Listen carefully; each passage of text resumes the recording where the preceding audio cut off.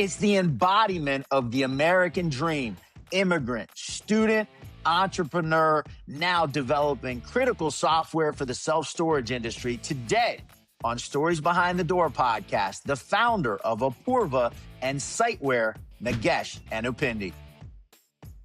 From immigrant student to tech pioneer, the door to opportunity opened for today's guest on the podcast in Kingston, Rhode Island, of all places, at the dawn of the dot-com boom. Viewers of Stories Behind the Door know a couple of things about me. One, I'm from New England, spent much of my childhood in Rhode Island, so that's a special connection.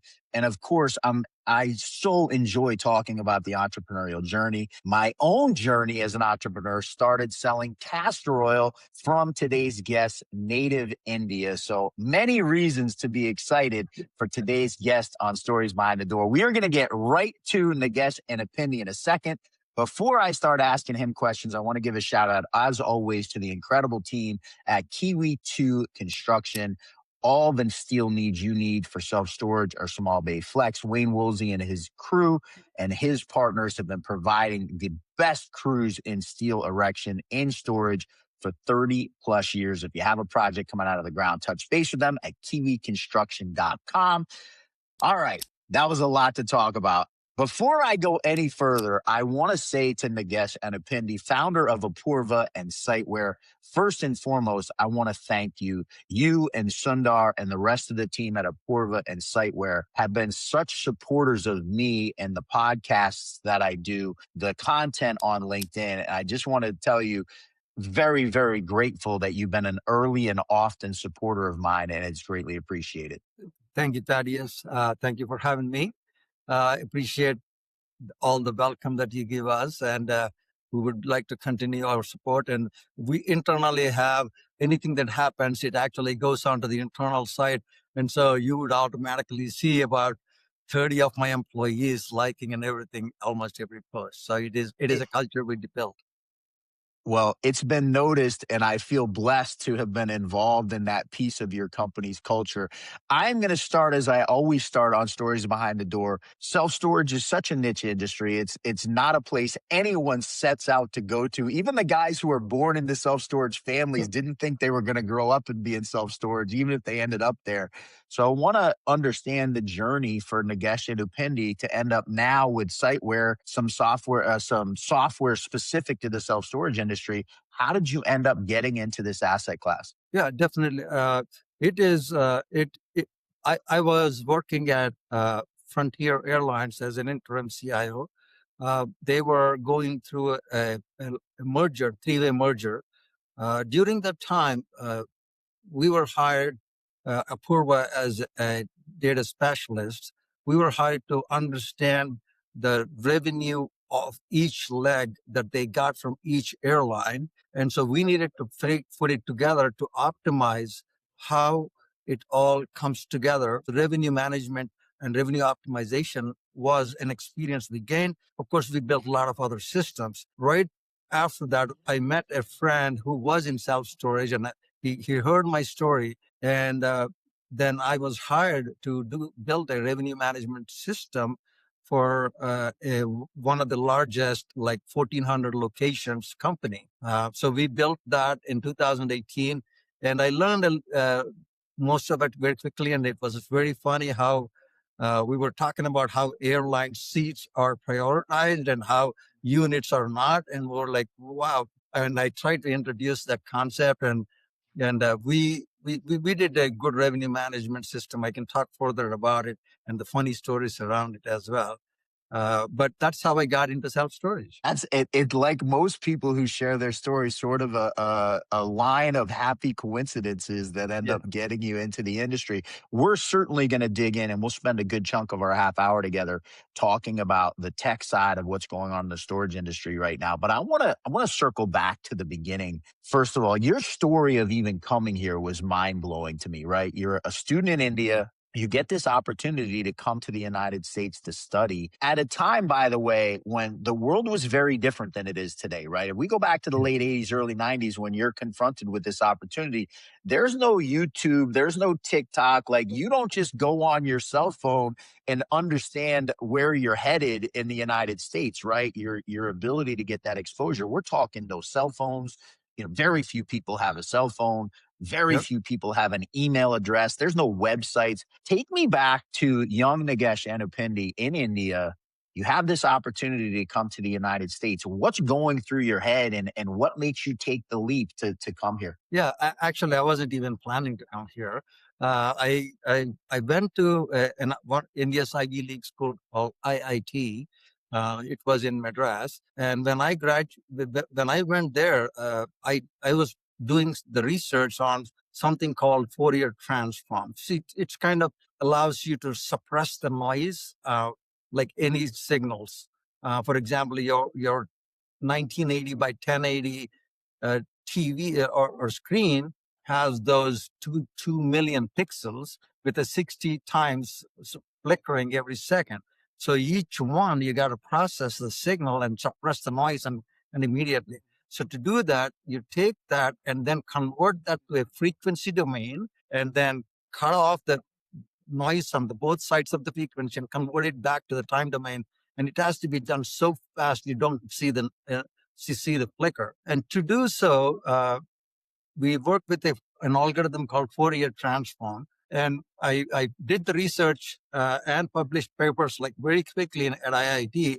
And my professor came back and said, it would be selfish of me to keep you with us in India. I'm going to recommend you to a professor who invented this algorithm, surprisingly, and when I was born in 66. And he's actually going to Rhode Island to become the professor. He was an IBM employee. And he said, I'm going to put you there. You need to go there and work with him and actually build the algorithms. And that's Wow. how I started. I thought about even coming to America. So that's the reason I went to Rhode Island, not MIT, because You told me that, right? You had an opportunity to go to Massachusetts to technology. I went to Tufts, which is like two T stops down from MIT, three, I guess. We got to go through Central Square and Harvard, and then you get to Kendall, which is MIT. You had this opportunity to go to MIT, but you turned it down and went to the University of Rhode Island because of this special relationship. Yeah, the professor, when retired from IBM, became the first time professor. I am his first student, and I did the PhD. I wanted to get the PhD from him, so I did. I love that. Talk to me about that. I've been in Kingston, Rhode Island. I actually just drove by the campus of URI a couple of weeks ago when I was up visiting my mom. Small little place in Rhode Island, close to the ocean. What was it like for you coming from Madras and being in Rhode Island? Yeah, I mean, things that I didn't know how cold it is. And we were on the Angel Road. In fact, I was there 2 weeks ago in Rhode Island because I was visiting one of our SiteWare customers in Connecticut. Love it. And then from there, like they're in the franchising model and everything. So we launched them, and then I had like whole afternoon free. And so and I said, I'm going to show you Narragansett, how beautiful it is. Oh, One thing Narragansett that Beach. That's a special place, man. I love it. I did. I ran. I'm a good runner and bicyclist, so I was running there. But what the lesson I learned is, do not put cold hands under hot water, because one time I missed the bus from the ocean, and I was planning, and then by the time I came back, my hands were frozen. It was an experience. I mean, you know, the Narragansett Road it's not just cold; it's bitter cold because the ocean is right Oh, the behind it and ocean. it's Yeah. snowing. So yeah, some good experiences. Understand all too well. So you get your PhD at URI. You're not done with your education though. Then you end up in New York City. Talk to me about the next step and getting an MBA. Yeah, I got my MBA actually 4 years ago. I went Got it. back to school Okay. at 50. Yeah, I went back to I school at love it. 53 after after I put my kids through the school. And so we both, all three of us graduated at this. I mean, I have twin daughters. So all three of us graduated at the same time, like within a week apart. I love that. That's fantastic. And it opens up a door to a question I wanted to ask anyway. You started Apurva, and I'm going to have you explain a little bit to me about Apurva and what it does. And you've kind of touched on it in the description of getting into self storage, but I want to go a little deeper there. But something I was fascinated by, you started this journey with Apurva right about the same time you were about to have twin daughters. So talk to me about Yeah. that decision and that confidence. Listen, being an entrepreneur is scary enough. To do it right when you're about to start a family, take me through that time in your life. Yeah. It's about 2 weeks before my twins uh, are born. Both of them are daughters, Kusala and Komala. I came from India from a caste system. Right? In India has a caste system. I came from, we are educators, the merchants kind of category. So uh, I am I'm a rebel from beginnings. If anybody who tells me I cannot do, that is actually a motivation for me to go do it. And so somebody did the PhD, the same thing, and somebody told me the same thing. I don't need to in engineering because I mean I'm born to parents who got married really early. Like my mom got married when she was 12 to a man, my father who is 18, and so she had me when when she is 14. So my dad only is like high school and my mom is like sixth grade. And so people told me I don't need to be an engineer. I'm just good enough at a small thing. So I'm a rebel, but I'm a humble rebel. And so that's my title. Usually I'm a humble rebel. So as part of that, I wanted to be a rebel. And I said, I don't want my daughters to ever go through that. They can't do business. So I was doing a lot of data warehousing work and we had an opportunity to work for a data warehouse project. And usually it's like a consulting gig and etc. But I said, no, I'm going to start a company and actually hire people to and give the whole work with them. So I did that right in June 2001. Right, so we're going to be hitting that 25-year mark in 3 months. That is fantastic. And congratulations. We're going to dig in a little more to that. June 2001, obviously, interestingly, I quit my last W-2. And we talked about this. My last Yeah. W-2 job, I quit the last day of June 2001. So you and I kind of share that timing. Not an easy time, as we both know. September 11th happened shortly thereafter, Yeah. and a lot of uncertainty in terms of what was going to happen in the economy. Thankfully, didn't turn out to be a long-term issue for Yes. the economy per se. But take me back to those early days as you're building a Purva and what the mentality was like and how you stayed strong at the early part with two newborns and building this company. Yeah, it is not easy. I mean, everybody knows business is tough. What they do not know how tough twins are. I had a hard So, enough time with one, so God bless. but my wife has been a saint, and she helped us through. And we had our in-laws come through. I mean, it is just too much to go to Costco and get 16 gallons of milk every week. It is a lot of chores, and building the business is not easy either. At that time, we were doing enterprise architecture, so we were building a system that is enterprise architecture for a large company called Quest Communications, and that luckily that continued. And with my expertise, I even wrote a book about the enterprise architecture and how to turn it around. With my expertise, I could continue and renew the business. Then later, we expanded it to more and more people. And I actually never started business in India until like 12 years ago. And it's only because somebody came to us and said, we wanted to give you a large contract, but we cannot afford. And so for cost perspective and etc. So they thought that it's very cost effective. And so they asked me to go to India and start this. Even then I was reluctant but finally I'm so happy I did that because what we have now about 90 employees is an awesome system. And what we did is built lots of custom software. So somebody thinks about I'll give you an example. In the franchise industry, Fresh Code Painters is one of the systems that we built for them to do the whole estimating and everything. And it is such a complex system where you would measure every inch of a window and to determine how many exact gallons of paint you need and based upon the thickness of it and etc. So it is a complex system. So we build things like that. So when we built SiteWare, it's a very small thing for us. And of course, we have a larger vision for SiteWare to take it to things that are in the future, where even HVAC systems and lighting, all of them are automated, and they are giving us signals through which we would be able to determine when to turn off, on at cell phone. So I'd say there is a lot of opportunity for SiteWare type of systems, not just like, can I automate an audit that's on a clipboard? This is a fascinating conversation. I just last week on Storage Unlocked, I had Shannon Charbonneau and Gabriel Luna and Adam Wagner, different operators. One is a vendor's XPS doing call center. Yes. Adam Wagner, a third-party management company, and then Gabriel Luna at Durrell's Mini Storage, actual operator. And one of the things they talked about was this importance of not getting 15 different tech answers for 15 different problems, right? So talk to me a little bit about that with what you're doing with SiteWare, and not just answering one issue with the technology, but really being encompassing of different things that operators are going to need. Yeah, definitely. So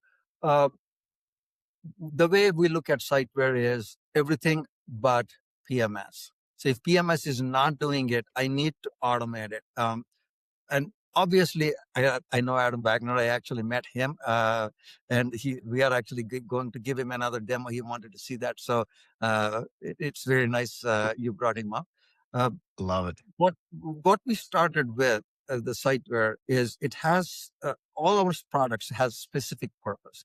One, it must have enterprise strength. That means it is big enough that has feature rich enough that if and a 1,400 locations company comes to us, it sustains it. And we built those things. That is our bread and butter. And then, but more importantly, it must be accessible to all. That means whether if you have 5 locations or 1,500 locations, we're building it so that it is accessible. The way we do that is a couple of things. One is our fee structure is not user-based or unit-based. It's per location, right? $50 per location is what we advertise everywhere. If there is nothing that you got to ask us what's the price and call us and etc. It's published every link. And so even 5 locations company operator can actually see it. And second thing is, because we do not take any VC money, we have ability to put the features in front of the operators that they ask for. So it's not like, I only care about 100 locations company. No, a 5 locations company was asking about, hey, I did this in SiteLink, and when I come out of this system, I need the specific features. We went to Connecticut and wrote 4 pages of it and looked at the clipboards that we couldn't see otherwise. And so we are automating, even though they only have 5 locations, we're automating that. But when we came back and we showed it to our 50 locations company, then they were learning it from it too. So all products that we build, they have to have scalability, automate the repeatable process. So standard operating procedures was a concept. It existed only among the people talking with each other within the operators, right? So I have 4 locations. They call each other and they say, this is how we do it. But they are now able to put the standard operating procedures. It changes the dynamics of how one location works with the other. Funny thing, real story, we have an audit with 25 questions that they created and we helped them create it.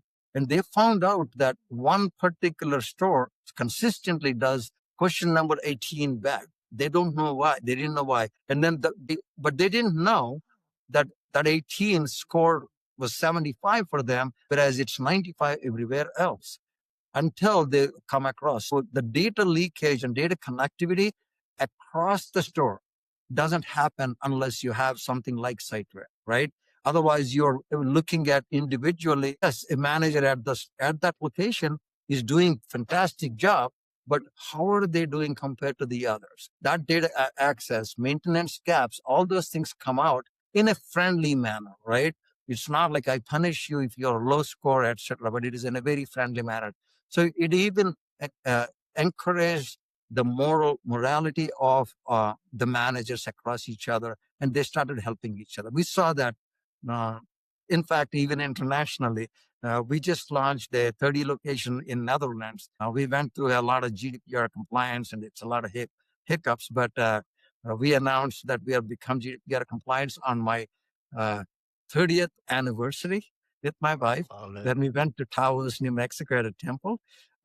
Shortly after that, we actually launched the 30 location in Netherlands. Grass. Couple questions that come out of this, and one of them I'm going to just tell you I'm going to ask coming up because your enthusiasm for what you're doing is so obvious. You almost lost me at the beginning when you were talking about your studies at IIT in India and you were going into the electrical engineering, but your enthusiasm is so encouraging. And so I want to talk a little bit about that. Your just obvious love for what it is you're doing, and especially you mentioned no VC money, and you're allowed to really kind of go operate with whoever you want to operate with.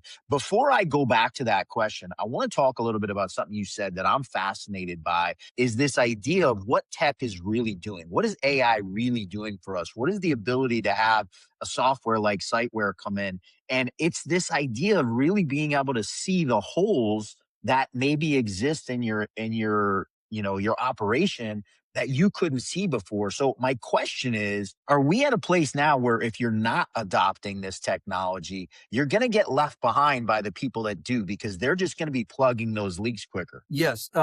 What AI and SiteWare together actually allows people to do is present themselves at the same level as the large operators. So what it does is people think that AI eliminates humans and all of that, but my way of looking at it is it doesn't replace human capabilities, but it actually amplifies their capabilities. So that means the way I used to do versus etc. So by mastering that collaboration, especially with the AI agents, they can accomplish more than ever while actually dedicating energy to what truly matters, right? So AI is there make for us to do things better, more knowledgeable than what we do. Yes, I can take the data that came out of an audit. I can take the data of a PMS's unit availability and create and predict what things it can do. But utilizing those things, what happens on the ground and the boots is the actual manager or the store manager are able to figure out which units that needs to be cleaned first, which units can be repaired because of the demand. And based upon also the pricing structure, which I didn't talk yet, is only available to large operators, right? So I mean, there are systems out there. You must have 5,000 doors to even get there.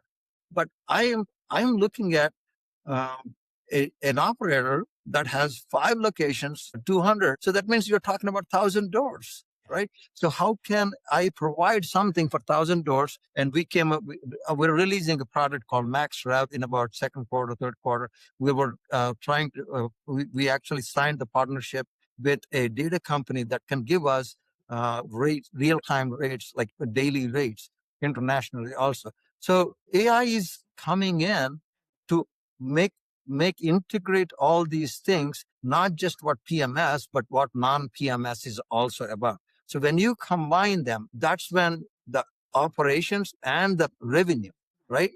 What PMS did is pretty good. It actually helps us build, collect the money, open the gate, and all of that.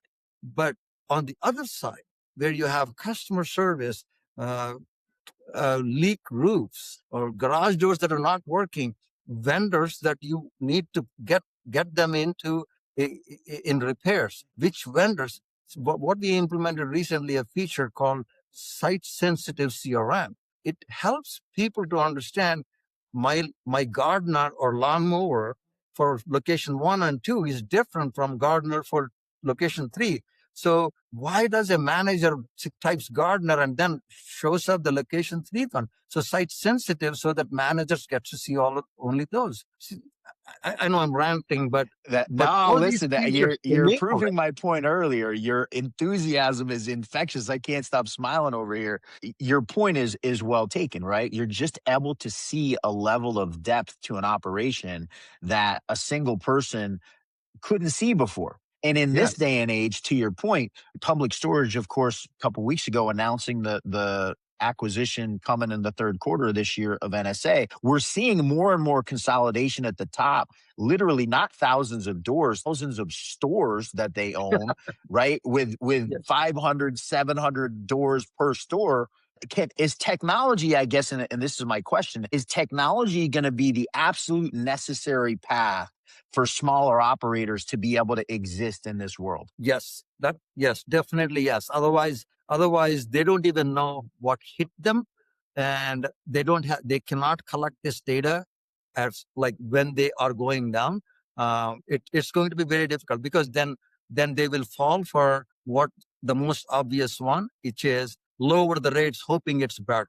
It's never going to be that. It's not. The answer is never lower the rates, but but lack of tools to provide them the intelligence on what else is lacking. Is it marketing side of it, or is it the operation side of it, maintenance side of it? Because the customer who walked into a store and a public store may look at it so clean compared to what you don't have. And more important than all of that, when you have 5 locations, So interesting. what are you going to It's do? Like, it just, so you cannot even compete, and you're going to go down so fast you don't even know why you went down. You said something so fascinating to me. I spent many years running a martial arts school, and for the first couple of years lost money. I was in the red and stressed. And one of our COO of the franchise that I operated came to my location, and he's like, "Thad, your windows aren't stained and your floorboards aren't stained, and like your school doesn't look clean." And I was so stressed out about like getting students through the door, I was forgetting about the little things. I pulled up over the course of like 2 months, I pulled up all the floorboards, stained everything. Like I was in my school before hours and after hours. And all of a sudden my income doubled. Had nothing to do with how I was teaching the martial arts Exactly. classes or how I was doing the introductory conference I did with the students. It had 100% to do with how my facility looked. So to your point, this ability to take technology and kind of bring that lens into the forefront is a mover of your gross income up instead of having to lower, what has been a trend in the industry over the last few years, cut rates to try and draw more customers in, which we've seen has had, maybe not the effect people had hoped. I ranted. That was my turn to rant. I apologize. I took No, over a little no, bit. it's good. I'm looking at the clock and I can't even believe we've been talking for almost a half hour already. I Oh, want to wow. get to a couple of things that we haven't touched on yet. First of all, I want to talk about your twin daughters and you as a father and your way of raising them. They both went to Columbia. You guys graduated. Talk to me a little bit about the importance of your family and the role that it played being a dad. I know you mentioned your wife and the amazing work she did supporting the household as you were building Apurva, but talk to me about that role as a father and the role you played in your daughter's life and how that was important to you and having the excitement and the motivation that you have even in building the business. Yeah, definitely. It is very encouraging that I have highly positive minded daughters. So they were like, when they were 4, they're helping 3-year old, and it reminded me of I considering that how poor I was. I always got even textbooks in engineering from somebody else, but I taught the all my juniors. So my daughters have always been helping. They started nonprofits to really help. They both went to Columbia, and one of them is in healthcare policy, and the other one went in biochemistry. But what they ended up doing, I mean, one of them went to Harvard, the other one went to UPenn. Now they're coming together, and both of them are becoming MDs. One is doing MD, PhD in immunotherapy, and the other one is doing MD because she wants to do the public policy. And bless her heart, she wants to change our healthcare system so that it is affordable. She had that vision at 8th grade, and they both are so good in history and all of that. So I'm very proud of them, and I really hope the world gives them the opportunity to achieve their dreams. And they are fighters. They are I humble rebels like me. I love it. There's so many headlines that are already in my head from what you've said today. I can't even thank you enough. I try to keep this to a half hour to honor your time and honor the viewers' time. never imagined that it would go by as quickly as it did today, and want to thank you. I have 100 questions that I have on my screen here to read. I got through the first two, and everything else was just an easy question based on the answers you gave. So want to thank you so much for taking the time. Nagesh Anupindi, again, founder of Apurva Enterprise Technology, is their specialty, and he's built SiteWare as an offshoot of what he was doing with Apurva. Feel free to reach out if you have any questions about what they're doing or want to explore what SiteWare might look like for you and your sites. Please reach out to him. Would love to have you guys connect. I'm going to give one last shout out before we sign off to Wayne Woolsey and his team at Kiwi 2 Construction. Again, the absolute best crews in the business. If you're building self-storage or building small bay flex, get them in as early as you can. The sooner you bring your steel vendor in, the more concrete you get for your pricing. You're going to understand what's going on, and they can help you guys in every aspect of what you're planning to do. KiwiConstruction.com. Wayne Woolsey and his team, just simply the best in the business for steel vendors. He's Nagesh Anupindi. Again, I want to just say thank you so much for the support. I had way more fun being here with you for a half hour than I even thought I was going to, and I knew I was going to have some fun. So really appreciate you, and thank you for what you're doing in our industry. Thank you, Thaddeus. That's it for this week's episode of Stories Behind the Door podcast. Keep an eye out. We will be back next week.